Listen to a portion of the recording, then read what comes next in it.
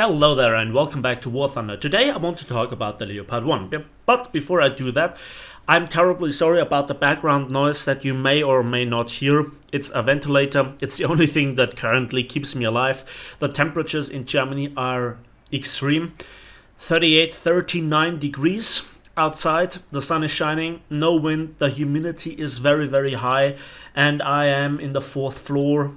Directly under the roof on the sun side of a building. I have no climate thingy going on, and the only thing that keeps the air circulating around is here the ventilator, so I hope you don't mind. Now, about the Leopard 1. I was, asked to revisit it, and now I kind of made my journey through the new high-tier tanks. And while they are nice, fully upgraded, that was the problem with the Leopard 1. So now today is kind of a throwback into the past with a personal opinion.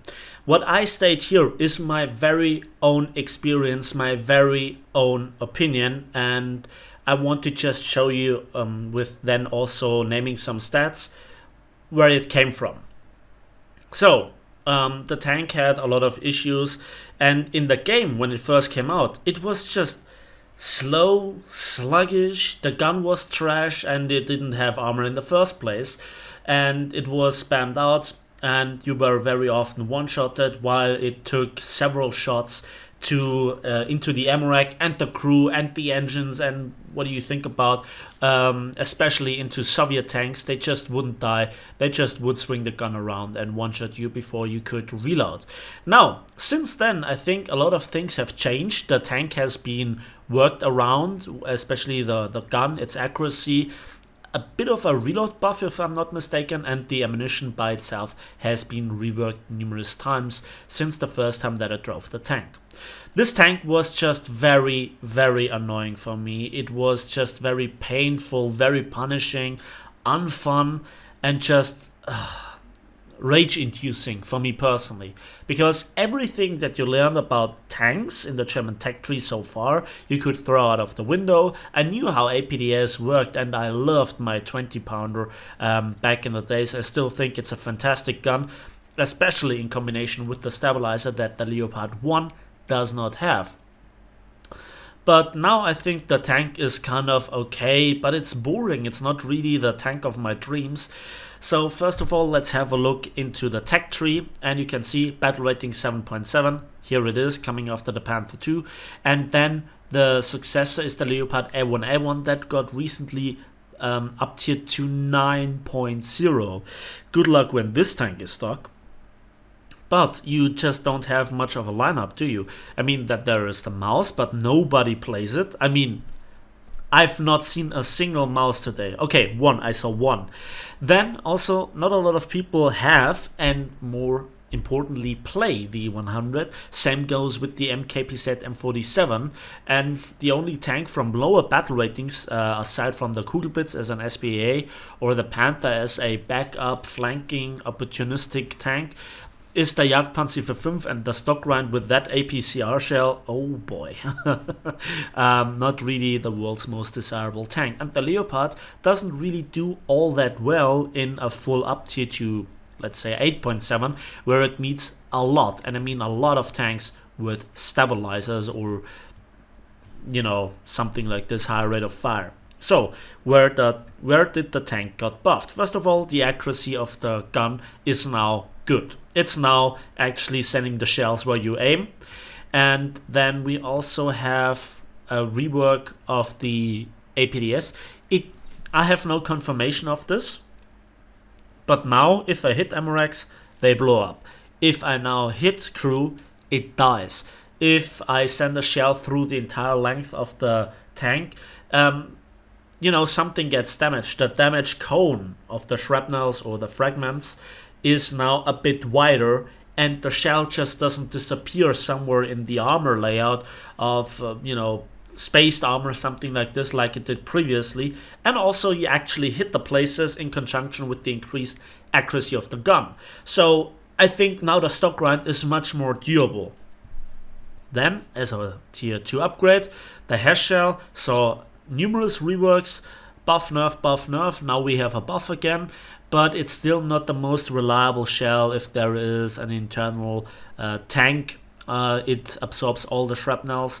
The shrapnel range within the tank is very, very limited, so despite being able to punch through the angled armor of Soviet tanks, very often you don't take them out in one shot, so effectively it's still in the nerfed status, I'd say, but at least you can penetrate now tanks much more frequently.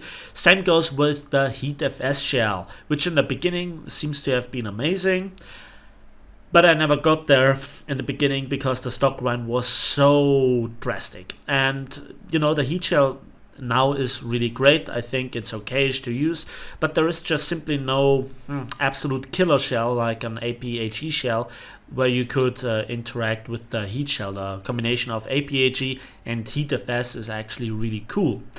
And I hated the tank for its stock grind. It was very slow, very sluggish. It was just mind-blowingly punishing to play this tank. It was not fun, and so in the past I hated it. How is it now? It's okay, I guess, but again, it's not fun. It's not something that I just pick as my first choice if I just want to have fun in War Thunder. I personally don't think about this that way with this tank. So that's my personal opinion.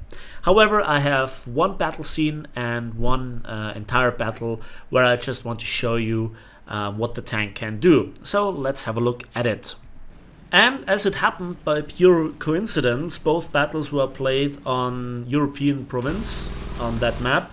And it's a big map, however the actual combat zones are not the biggest. And what I want to do is, you know, go to the south and actually flank A and try my luck there. And then hope to make any sort of influence.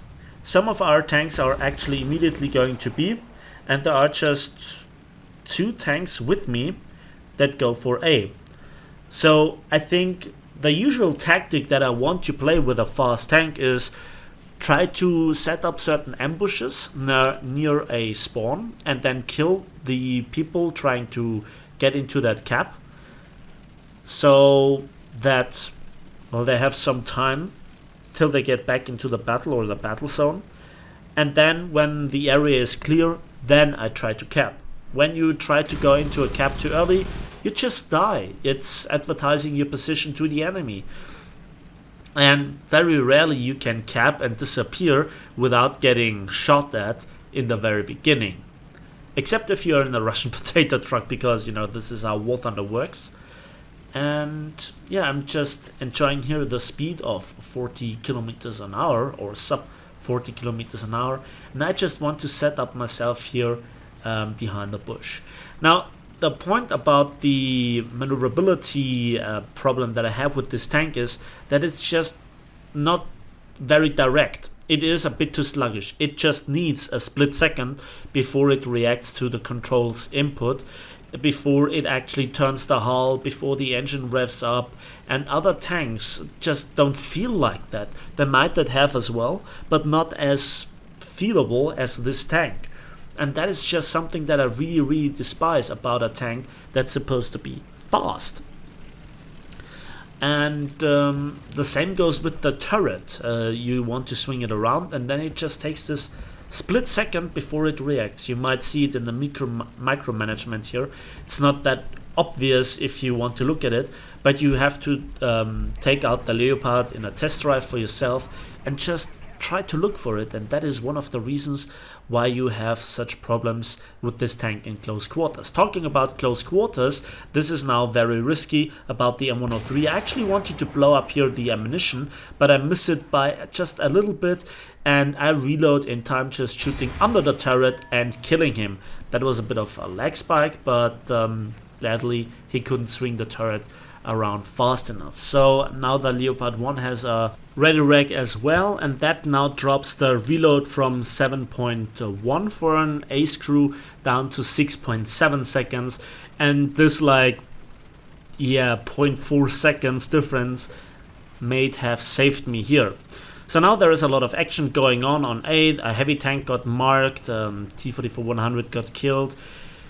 Now I'm in the position where you want to be. I'm in the back of the enemy team, hopefully, and I'm just going here through the woods, trying to kill anything that hides in here. And then we want to investigate A. So let's see, where is the enemy? Going through the bushes. Where are you? There you are. Hello, sunshine. That's a light tank, and we hull break him. Good stuff. This is what I like the heat shell for, and now I heard an enemy very, very close by, and he definitely has heard me. So I'm standing still, I'm looking like a dead tank. Where is it? Oh, is that an object 120? Not much that I can do. Swinging the barrel around. Third person aim. He's looking into my direction. This is now cold-blooded killing. Where is it? There it is. And good night, sunshine. So that was another hull break, and that was really, really great. And for God's sake, the heat shell did not explode by going through the bush. So that was luck on my part, because, you know, then he would have had the first shot on me. Now I tried to go through A, decapping it, but I don't want to stick in the capture zone for completely capturing it. Now a plane, the greatest, you know, joy in War Thunder ever, has marked me, and I receive a shell here. Where is the enemy? Here it is. Third person aim, and we actually kill him. Ammo rack, and then I want to reverse, but I get tracked. The plane is now again very on me. I can't see the enemy tank, even with third person aim. The machine gun fire was there. Where is he? Yeah, the heat shell just doesn't go through. And that marks actually the end of this short battle for me. But you know, 4 kills, it's not really bad. The heat shell proved to be very, very good for hull breaking. Maybe I would have done the same with the APDS versus the T92 and also the Object 120. And there you can see now we are on the same map, going for the same capture zone from the other side with the same tactic. Now I have to say, the Leopard is a tank that works under certain circumstances, and you have to work really hard to get into those advantageous positions. Let's put it that way. However, I don't think that it is very well suited through to its overall sluggish handling, or not most responsive handling, despite you expecting it from such a tank. So again, this is my very personal opinion. So in an actual city fight, fighting around the corner, it has a lot of disadvantages, or not the advantages that you might expect from it compared to a lot of other tanks throughout the other nations. Again, if you compare it to the STB-1, it becomes very, very obvious. The STB-1 has a very similar gun, the same ammunition types, and it has some armor. It's not as fragile, it's as fast, and it has a stabilizer, and that makes a huge difference. Yes, it might have a longer reload, but you know, if you can't make your first shot around the corner work in the first place, what does your reload then really mean? You know, as long as you're not an Object 906 that has 4.3 seconds autoloader reload with a stabilizer and heat, you know, because why not? So here I'm going through the bushes again, and this was in fact a very entertaining battle. It was not played perfectly. Maybe I pulled the trigger a split second too early or too late, but a big portion of my team is now with me flanking A, so they kind of have the very same idea in terms of how to play this battle. And there is nothing wrong with it, first killing off the enemy tanks and then capping, instead of dying in the cap, getting flanked by the enemy team. I think we need some different game modes. So, but I digress. Let's move into the interesting area. As you can see, I tried to look above the bushes here with my camera aiming, and then I saw some tanks firing over there, and I tried to just help out my buddy here, my Japanese tank buddy, and I flank on. He has no idea I'm here, and third person aim again directly under the turret. We blow up the ammunition. Good stuff right there. And that was a T-54, so not a bad shot. There is another tank and third person aim again, but we just hit the fuel tank and it absorbs all, and I mean all the ammunition. Amazing maneuverability of this T-44-100. He has to extinguish the fire. Now I'm down to 2 crew members with a turret ring that doesn't really work anymore. And let's see if we can make the push. Oh my god, this is close.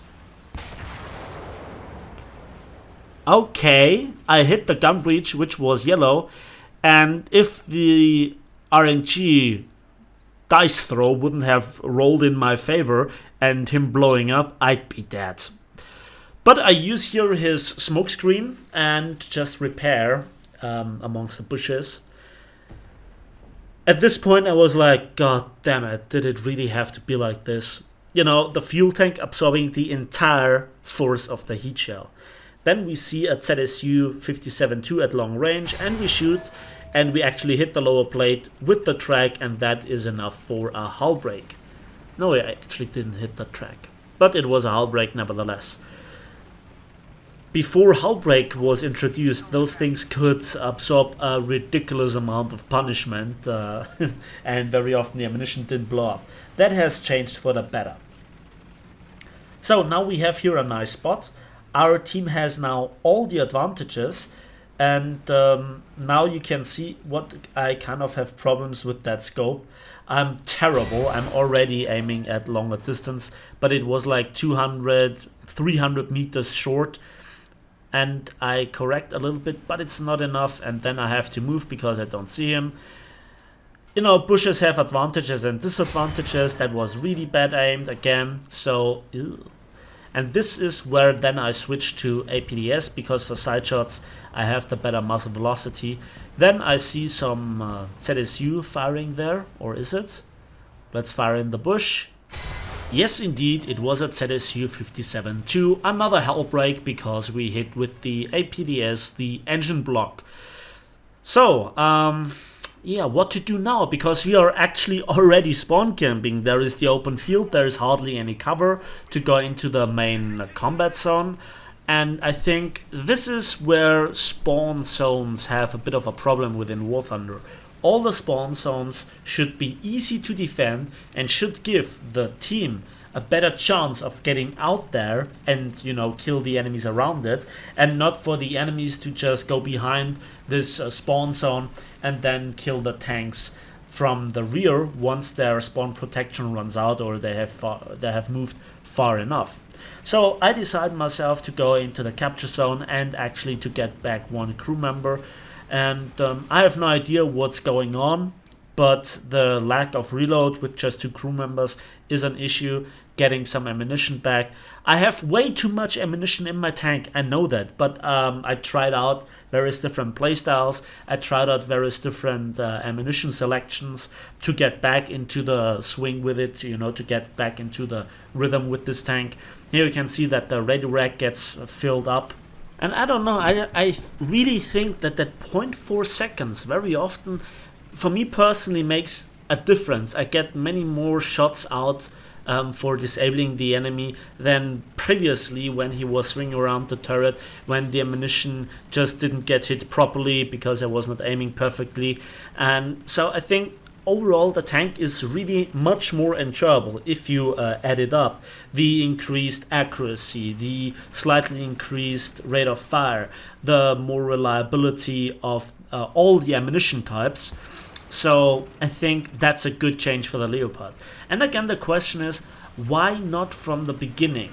Okay, because I certainly wouldn't have hated the tank so much if it wouldn't have been so unreliable in the beginning once I unlocked it.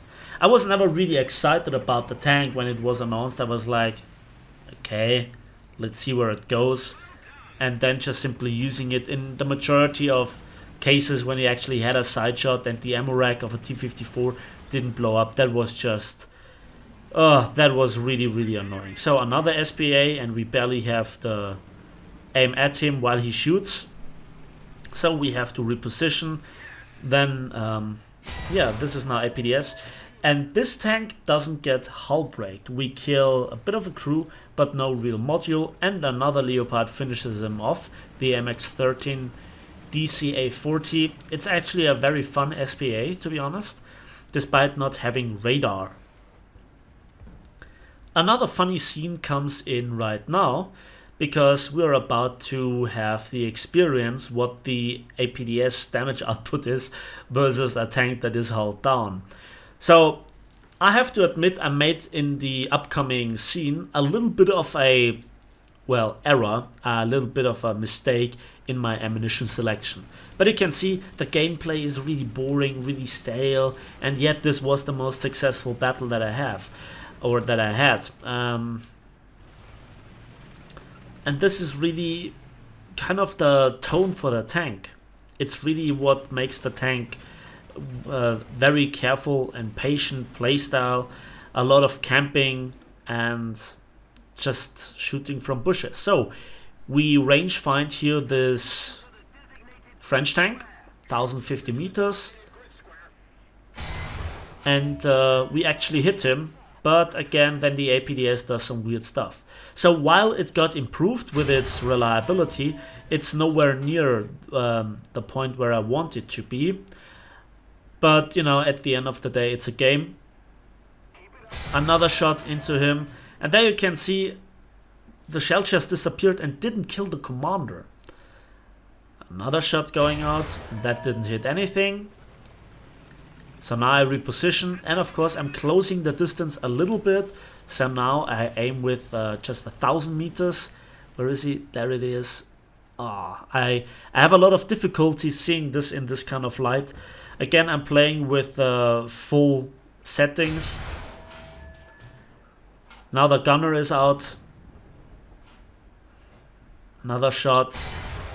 And finally we come closer to it. Now the gunner gets replaced. So we keep firing at the very same position. And after way too much ammunition, what was that, like 7 shells, we got the kill on an AMX-50T.